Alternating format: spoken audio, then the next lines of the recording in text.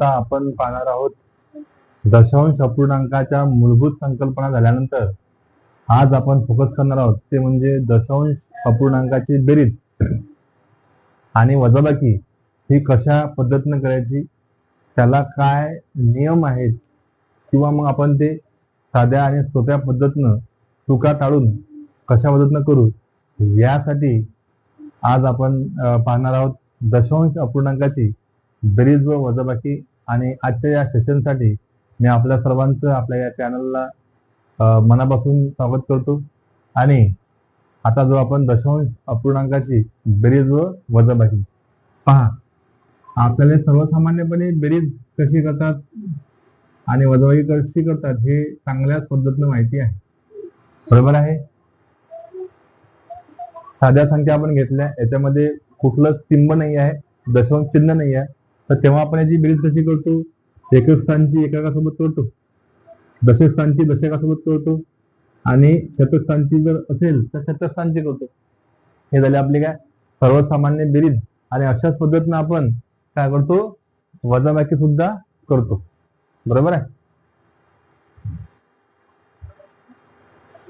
पण आता आपण दशांश अपूर्णांक असताना त्याची बेरीज आणि त्याची वजाबाकी कशी करायची हे या ठिकाणी लक्षात घेणार आहोत। तर पहा, दशांश अपूर्णांकाची बेरीज करत असताना सर्वात पहिले काय करायचं आहे, मी एक उदाहरण घेतो आणि त्या सहाय्याने आपण समजून घेऊ। पहा, समजा या ठिकाणी एक्झाम्पल घेतलं 6.75 अधिक 0.7, हे दोन्ही संख्या ज्या आहेत ह्या दोन्ही संख्यांमध्ये दशांश चिन्ह आलेलं आहे आणि दशांश चिन्ह असताना त्याची बेरीज कशी करायची किंवा त्याची वजाबाकी कशी करायची हे आता या उदाहरणाच्या सहाय्याने आपण समजून घेऊ। सर्वप्रथम काय करायचं, आता ही आडवी मांडणी आहे किंवा उभी मांडणी असो, काहीही करत असताना तुम्ही आडव्या मांडणीने सुद्धा बेरीज करू शकता किंवा उभ्या मांडणीने सुद्धा करू शकता। आपण दोन्ही पद्धतीनं पाहूया, ठीक आहे। याची सर्वप्रथम तुम्ही उभी मांडणी करून घ्यायची आणि ही उभी मांडणी करत असताना दशांश चिन्हाची बेरीज करत असताना किंवा वजाबाकी करत असताना तुम्हाला जे टिंब आहे, जे दशांश चिन्ह आहे, त्या दशांश चिन्हाच्या खाली दुसरं दशांश चिन्ह आलं पाहिजे।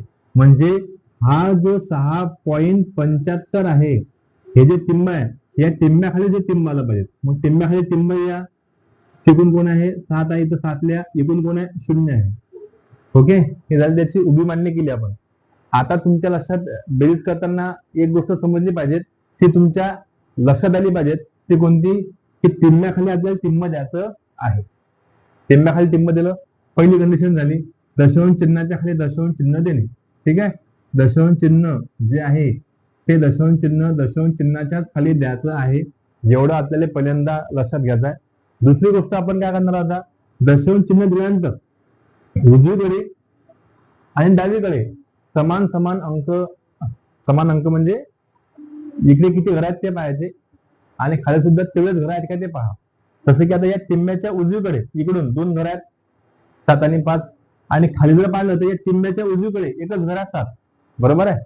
तर आपल्याला ते टिंब्याच्या इकडून समान घर करावं लागतात। इथं 2 घर आहेत, इथे एकच घर आहे, आणि समान घर करायसाठी आपण इथे काय करतो, 0 देतो, जेव्हा लक्षात घ्या।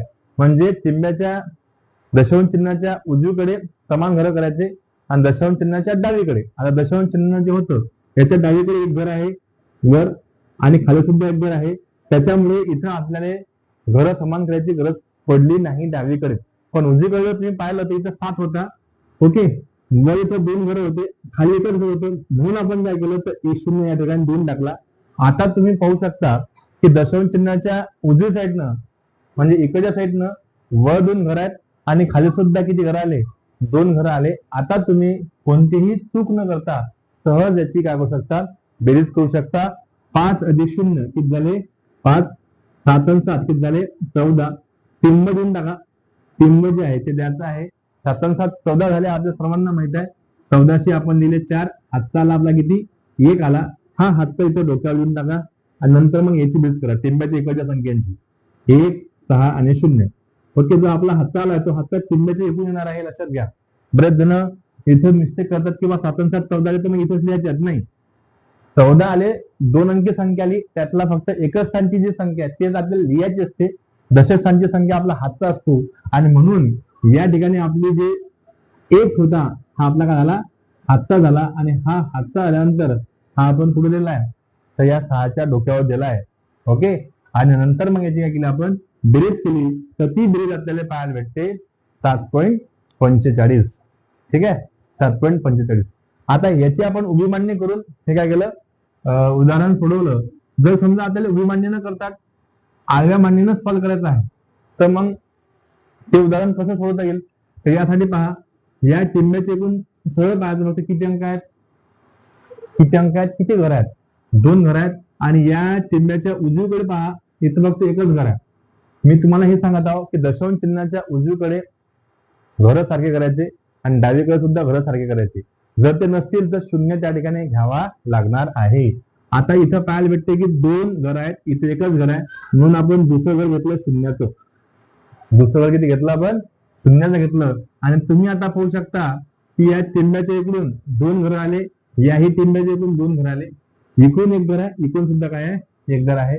आता आपण याची बेरीज करू शकतो. काय होणार आहे, एकक स्थानी 0 आहे, म्हणजे टिंब्याच्या इकडून पहिलं घर 0 आहे, इथं सुद्धा काय आहे, 5 आहे, शेवटचं घर 5, इथं शेवटचं घर 0. याची केली बेरीज 5 आणि 0 5. आता इथं 2 नंबरचं घर आहे, म्हणजे टिंब्याच्या शेजारचं घर 7 आहे, टिंब्या शेजारचं घर 7 आहे, 7 आणि 7 किती झाले, 14. आपला हातचा आला किती, 1. हा 1 इथे देऊन टाका, टिंब लिहायचं आहे. ओके, ते टिंब देऊन टाकलं. मग इथं कोण उरला, 6 आणि 1 7, 7 आणि 0 किती झाले, 7 आले. तर ही झाली आपली काय अशी आडवी मांडणी. पण तुम्ही उभ्या मांडणीला ज्याला सॉल्व्ह केलं तर ते तुम्हाला सहज काय होईल, सॉल्व्ह करता येईल, सहज तुम्हाला ते लक्षात घेता येईल. एवढ्या पद्धतीनं आपण या ठिकाणी दशांश चिन्हाची काय करू शकतो, बेरीज करू शकतो. म्हणजे तुम्हाला आता या ठिकाणी एक गोष्ट समजली पाहिजे की दशांश चिन्हाची बेरीज करत असताना नेमकं करायचं काय आहे. करायचं हेच आहे की टिंब्याच्या खाली टिंब द्यायचा आहे, दशांश चिन्हाच्या खाली बरोबर एकदम दशांश चिन्ह द्यायचं आहे, आणि नंतर दशांश चिन्हाच्या उजवीकडचे घर सारखे करायचे आहेत, दशांश चिन्हाच्या डावीकडचे सुद्धा घर काय करायचे आहेत, सारखे करायचे आहेत. एक उदाहरण आपण या ठिकाणी अजून एक पाहणार आहोत, म्हणजे जेणेकरून तुम्हाला आणखी चांगल्या पद्धतीनं काय करता येईल, सॉल्व्ह करता येईल. पहा, 684.975 अधिक 59.4682, 59.4682 याचं उत्तर किती येणार, प्रश्न आहे. ठीक आहे, मग याला सॉल्व्ह करत असताना आपण काय करणार आहोत, टिंब्याखाली टिंब देणार आहोत. पहिले याची तुम्ही काय करसाल, उभी मांडणी करा, म्हणजे जेणेकरून तुम्हाला ते सोपं आणि सहज जाईल. ओके, कुठला प्रॉब्लेम येणार नाही. मग आपण याची पहिली संख्या लिहून घेतली आपली 6 8 4 टिंब 9 7 5. केलं. आता या टिंब्याच्या खाली आपल्याला टिंब द्यायचा आहे, म्हणून टिंब्याच्या खाली टिंब द्या. त्याला टिंब इथून किती अंक आहेत, 1 2 3 4 4 अंक लिहा, 4 6 8 2. आणि इकडून किती अंक आहेत, 2 आहेत, तर लगेच लिहून टाकायचे. ते शेजारचा होता 9, त्याच्या पुढचा आहे 5. ओके, हे झाले टिंब्याच्या खाली टिंब दिल्यानंतर आपण त्याची केलेली मांडणी. आता करायचं काय आहे, तर मी तुम्हाला तेच सांगितलं, टिंब्याच्या खाली टिंब दिल्यानंतर उजवीकडचे पहिले घर पहा. इथं घर किती आहेत, 1 2 3. खाली किती घर आहेत, 1 2 3 4. घर सारखे आहेत काय, नाही आहेत. मग ते सारखे करा. सारखे करायचे असतील तर खाली 4 आहेत, तर वर सुद्धा आपल्याला 4 लागणार आहेत. मग चौथं घर कोणतं घेसाल, चौथं घर नाहीच आहे, तर तिथं आपण घेणार आहोत 0. तिथं काय घेऊ आपण, 0 घेणार आहोत. सेम त्याच पद्धतीनं आता या चिन्हाच्या डावीकडे या. हे जे दशांश चिन्ह आहे, या दशांश चिन्हाच्या डावीकडे आले तुम्ही, तर वर तुम्हाला पाहायला भेटत की 1 2 3 घर आहेत, आणि खाली किती घर आहेत, 2च घर आहेत. तर मग इथं तुम्ही तिसरं घर कोणतं घेसाल, 0 घेसाल. आणि आता तुम्ही काय करायची, बेरीज करायची. ओके, पहिला नियम काय आहे, दशांश चिन्हाच्या खाली दशांश चिन्ह देणं. दुसरा नियम काय आहे, उजवीकडचे घर समान करणं, डावीकडचे घर समान करणं, आणि नंतर मग आपण काय करणार, त्याची ऍडिशन करणार आहोत, त्याची बेरीज करणार आहोत. आता पहा, 0 2 2 झाले, 8 आणि 5 13, 1300 3, 1300 हा 3 दिला, हाताला किती 1, हा 1 किती दिला. ठीक आहे, 7 आणि 6 13, 13 आणि 1 14, 1400 4, हाताला 1, 9 1 10, 10 4 किती आले? 14 आले. पहा आता 9 1 10, 10 4 14, 14च्या शेवटी आहे 4, तो 4 देऊन टाकला आणि जो हातचा आला तो हातचा इकडे येईल पुढे. माझा ते चिन्ह टिकून राहील तो हातचा, म्हणून चिन्हच्या खाली चिन्ह येताना इथं सुद्धा आपल्याला करायचं आहे हे दशांश चिन्ह देऊन द्यायचं आहे, कारण की 4 घरानंतर आपलं दशांश चिन्ह होतं. ओके, तर ते आपण त्या ठिकाणी देऊन टाकलं. आता हा जो हातचा आला तो हातचा आता बेस करा. 4 आणि 1 5, 5 आणि 9 14, 14 4 हातचा आला 1, 8 आणि 1 9, 9 आणि 5 14, 14 4 हातचा आला 1 आणि 6 आणि 1 7, 7 आणि 0 7. तर ही होईल आपली बेरीज याची. येत्या लक्षात तुमच्या असे उदाहरणं आपल्याला दशांश अपूर्णांकाच्या बेरजेचे सोडवायचे आहेत. ओके, तुम्हाला सहज आता लक्षात येत असेल की करायचं काय. सेम जे आपण बेरजेमध्ये कंडिशन घेत आहोत त्याच गोष्टी आपल्याला वजाबाकीमध्ये सुद्धा वापरायच्या आहेत, म्हणून कुठलीच गडबड होणार नाही, कोणत्या चुका होतील नाहीत याची आपल्या सर्वांना काय घ्यायची आहे, काळजी घ्यायची आहे. एक पुढचं उदाहरण मी आपल्या सर्वांसाठी देतोय, पहा सॉल्व्ह करून.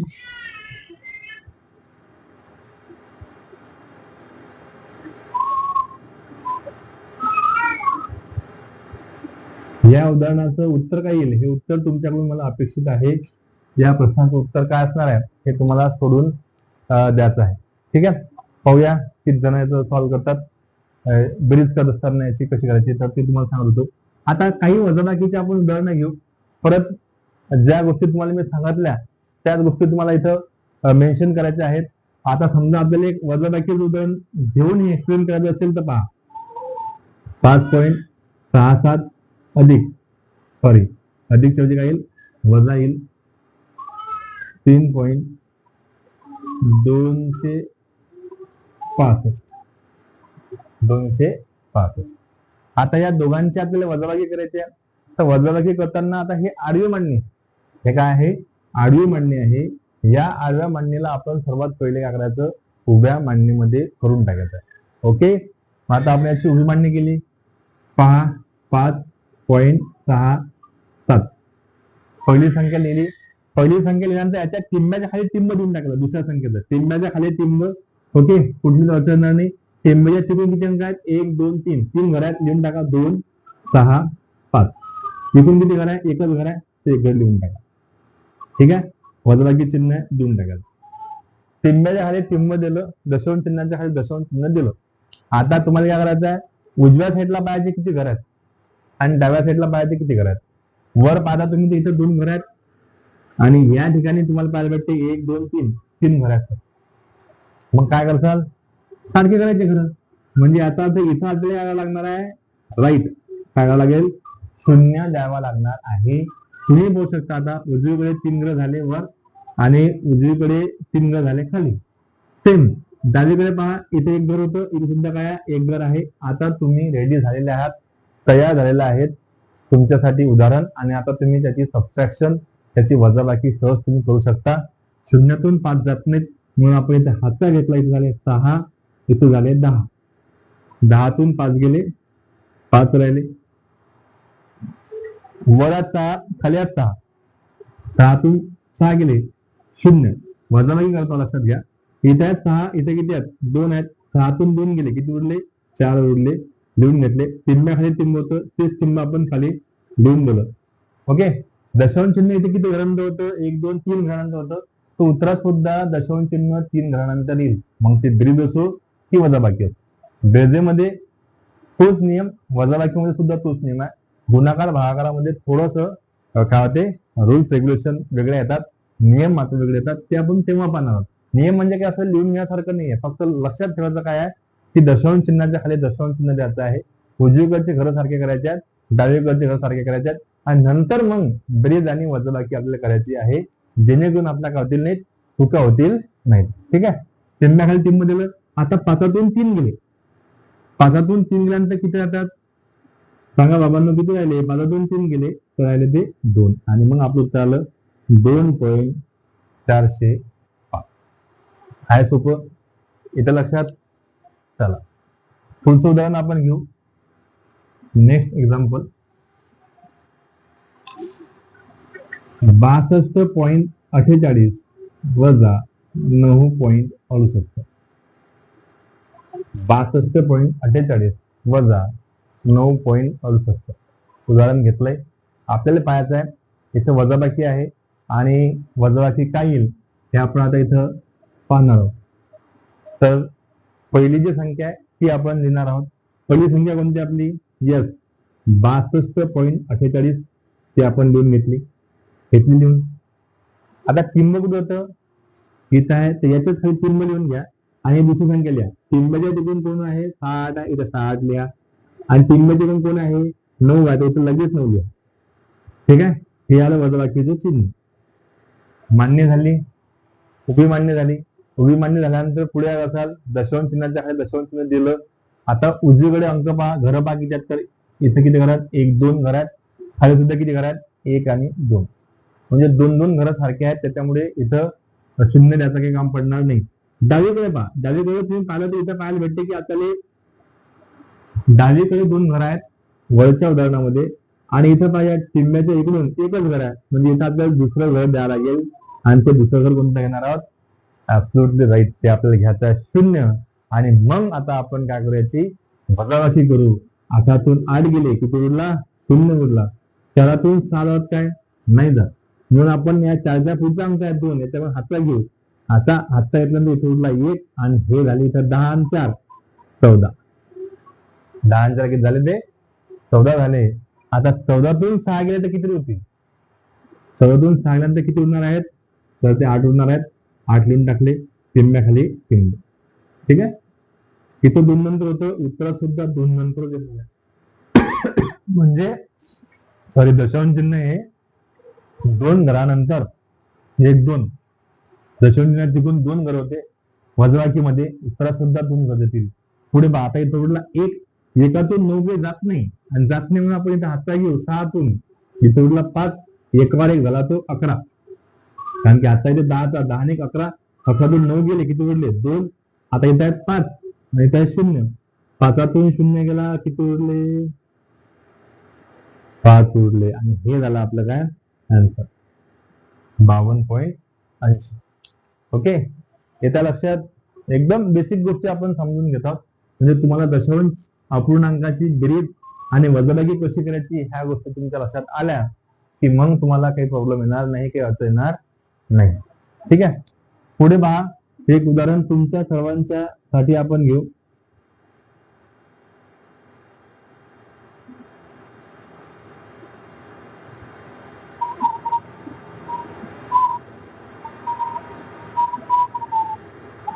या एक्झाम्पलला तुम्हाला सॉल्व्ह करायचं आहे आणि सॉल्व्ह करून तुम्हाला सांगायचं आहे की याचं उत्तर काय येणार आहे. एकदम सोपा प्रश्न आहे. ठीक आहे, बेरीज आणि वजाबाकी करताना आपल्याला कशा पद्धतीने करायची हे लक्षात घ्यायची आहे. आणि ते कसं करायचं हे तुम्हाला मी समजून सांगितलं.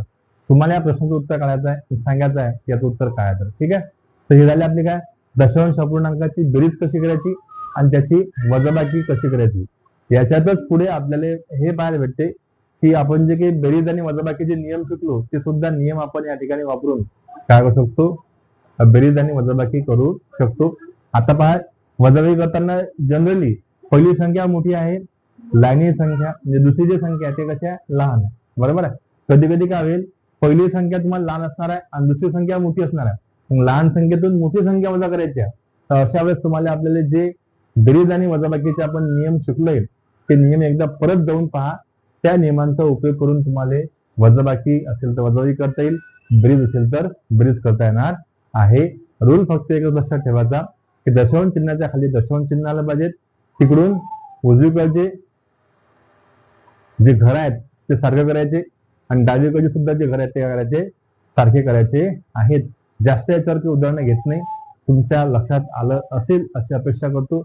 आणि नाही समजलं तर निश्चित सांगा. पुढच्या भागामध्ये आपण याहीपेक्षा आणखी काय घेणार आहोत, उदाहरणं घेऊन तुमचा सराव करून घेणार आहोत. पण मला असं वाटतं की 2 एक्झाम्पल मोर दॅन सफिशियंट आहेत तुम्हाला दशांश अपूर्णांकाची बेरीज आणि वजाबाकी समजण्यासाठी.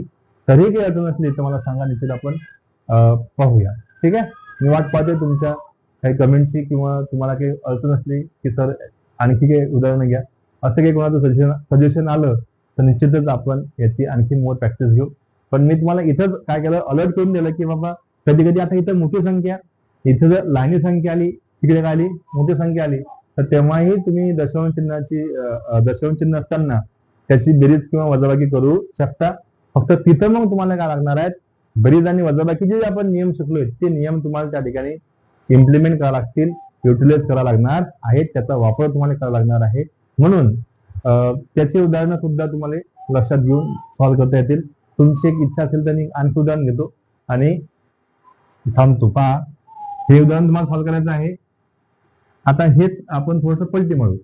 24.231 मायनस 87.42 बरोबर किती?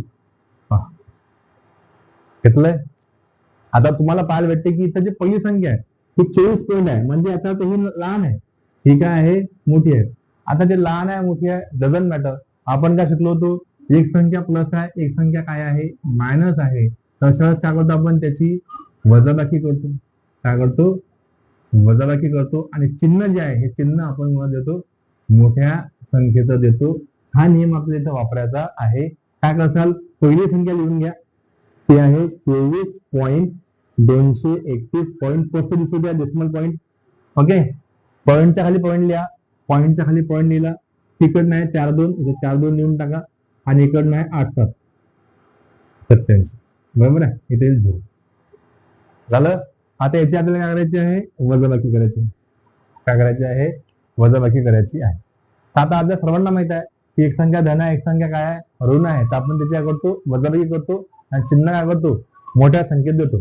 आता तुम्हाला जर इथं वजाबाकी करायची असेल तर नेहमी लक्षात ठेवायचं की आपल्याला मोठ्या संख्येतूनच लाईनी संख्या काढावी लागते आणि चिन्ह मात्र मोठ्या संख्येत द्यावं लागते. त्याच्यामुळे सर्वात पहिले याची मांडणी करत असताना तुम्हाला मोठी संख्या समोर घ्यावी लागणार आहे, ते म्हणजे 87.42 ही मोठी संख्या आहे. त्यातून तुम्हाला लहान संख्या मायनस करावी लागते. पॉईंट इकडून आहे 2, 3, 1 आणि इथं आहे 2, 4. ठीक आहे, मोठ्या संख्येतून लहान संख्या मायनस करावी लागणार आहे. मायनस करा आणि नंतर चिन्ह आपल्याला मोठ्या संख्येचं म्हणजे या संख्येचं द्यावं लागणार आहे की जे आहे मायनस. ठीक आहे, आता आपण शून्यातून एक जातने हातचा घेतला, इथे उरला 1, इथे झाले 10, 10तून 1 गेला किती उरला 9 उरला. एकातून 3 जातीने हातचा घेतला, इथे झाले 3, इथे झाले 11, 11तून 3 गेले उरले किती 8, 3तून 2 गेले 1, टिंब्याखाली टिंब, 7तून 4 गेले किती उरले यस 3 उरले, 8तून 2 गेले किती उरले 6 उरले. हे झाले आपले वजाबाकी आणि हे वजाबाकी आपण लिहून टाकू 63.189 आणि चिन्ह मात्र कोणाला देणार आहे, मोठ्या संख्येत देणार आहे. मोठी संख्या आपली होती 87.42, याच्यासमोर चिन्ह आहे मायनस, इथं काय येणार आहे मायनस येणार आहे. ठीक आहे, म्हणजे हे झालं का त्याचं एक ऍडव्हान्स स्टेज की दशांश अपूर्णांकाची बेरीज आणि वजाबाकी करताना त्याच्यामध्ये आपण बेरीज आणि वजाबाकीचे नियम वापरत आहोत. ओके, ऍक्च्युली अशा पद्धतीने आपल्याला ते सॉल्व्ह करावं लागते आणि जनरली आपल्याला तशा पद्धतीचे उदाहरण सुद्धा नसतात, पण आलं तर तेव्हा त्याला आपल्याला फेस करणं गरजेचं असते. तेव्हा आपण त्या गोष्टीसाठी सुद्धा काय असलं पाहिजेत, तयार असलो पाहिजेत. म्हणून हे उदाहरण तुम्हाला एक सॉल्व्ह करून दिलं. होप तुम्हाला लक्षात आलं असेल. नाही लक्षात आलं तरी काही अडचण नाही, तुम्ही निश्चित मला सांगा, अधिकाधिक आपण याची प्रॅक्टिस पुढे घेऊ. ओके, तर अशा पद्धतीने आपल्या आन्सर आलेला आहे. आन्सर काढताना आपण जरी वर का लिहिली लहान संख्या लिहिली, खाली का लिहिली मोठी संख्या लिहिली, पण ऑलवेज लक्षात ठेवायचं सबट्रॅक्शन करत असताना मोठ्या संख्येतूनच लहान संख्या मायनस करावी लागते. आणि म्हणून मी इथे मोठी संख्या घेतल्यानंतर त्यातून खाली लहान संख्या घेऊन वजाबाकी केली आणि ते वजाबाकी दिल्यानंतर फायनल आपण काय केलं, एक संख्या धन आहे, ही धन आहे, ही ऋण आहे, दोघांची वजाबाकी केली, ही वजाबाकी आली, चिन्ह मोठ्या संख्येत दिलं, मोठी संख्या ही आहे त्याच्यासमोर चिन्ह आहे मायनसचं, मग झालं मायनस. म्हणजे बेरीज आणि वजाबाकीचे नियम सुद्धा इथं आपण इम्प्लिमेंट करू शकतो. पण बेसिक पण लक्षात घ्या की बेरीज आणि वजाबाकी करायची असेल तर जनरली आपण कशी करतो, नंतर मग या उदाहरणांकडे तुम्हाला सॉल्व्ह करायचं आहे. असे तुमच्या मनाने तुम्ही एक्झाम्पल सॉल्व्ह करा आणि मला सुद्धा तुम्ही पाठवू शकता. ठीक आहे, की सर हे उदाहरण बरोबर आहेत की नाही ते थोडंसं चेक करून द्या, तर मी निश्चित तुम्हाला चेक करून देणार आहोत. अशा पद्धतीने आपण काय पाहिलं, दशांश अपूर्णांकाची बेरीज व वजा बाकीच्यांना सुद्धा आपला व्हिडिओ शेअर करा, त्यांना सुद्धा ह्या बेसिक गोष्टी माहिती होऊ द्या. कारण जोपर्यंत तुमचं मॅथचं बेसिक काय नाही आहेत बेसिक कन्सेप्ट क्लिअर नाही आहेत तोपर्यंत तुम्हाला ऍडव्हान्स जे मॅथमॅटिक्स आहे, ऍडव्हान्स म्हणजे काय नसतं एवढं, ठीक आहे.